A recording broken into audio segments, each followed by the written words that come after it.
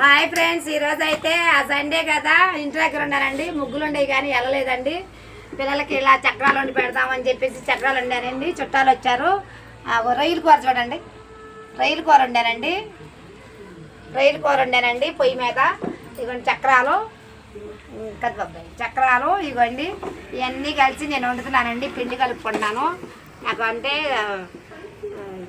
పిల్లలకి ఉంటాయి కదా అని చెప్పేసి ఒకసారి వీడియోస్ చెప్పా కదా మేము వండుకున్నవి తింటామని.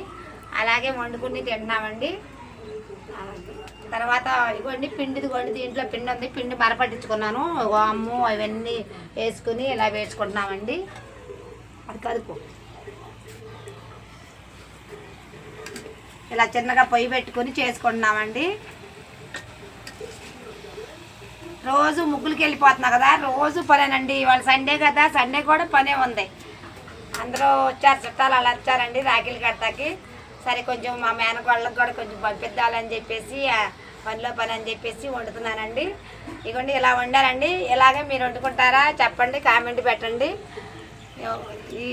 ఇగోండి మీకు కానీ నచ్చితే నా ఛానల్ లైక్ చేయండి, షేర్ చేయండి, సబ్స్క్రైబ్ చేయండి. నచ్చకపోయినా చేయండి అండి.